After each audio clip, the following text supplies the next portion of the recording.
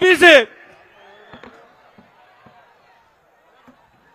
బోనబోయిన శ్రీనివాస్ గారికి ధన్యవాదాలు తెలుసు. దయచేసి అందరూ కూడా కూర్చోవాలి, చైర్స్ ఉన్నాయి.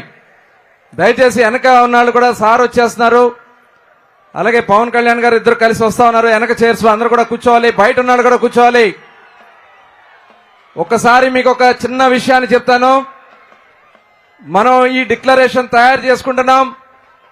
ఆ డిక్లరేషన్ ని ఎక్కడ వేదిక పెట్టాలని చెప్పి ఆలోచిస్తే ఆ రోజున మన యువ నాయకుడు నారా లోకేష్ గారు మా మంగళగిరిలోనే పెట్టాలని ఆయన కోరారు. వారికి ఒకసారి గట్టిగా మనం ధన్యవాదాలు తెలియజేద్దాం.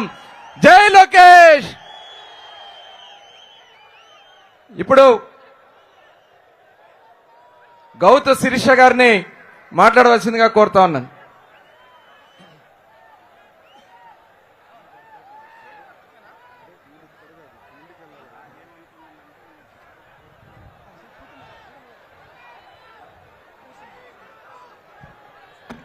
బాబు దయచేసి అందరూ కూడా డయాస్ మీద ఉన్నాడు కూర్చోవాలి, కూర్చోపోతే దిగిపోండి.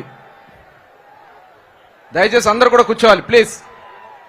మీరు కూడా అందరూ వెనకున్న వాళ్ళు కూడా వచ్చేయండి లోపలికి. ఎండ తగ్గింది, ఎండకి భయపడతామా మనం?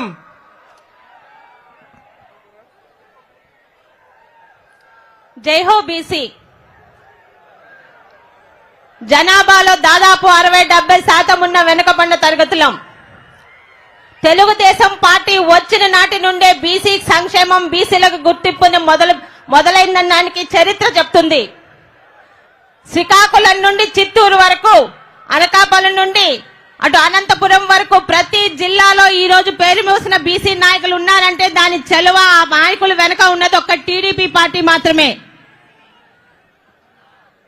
ఏది ఈ రోజు ఇప్పుడు ప్రస్తుతం ఉన్న అధికార పార్టీలో ఎక్కడ ఉంది బీసీలకి ఆదరణ?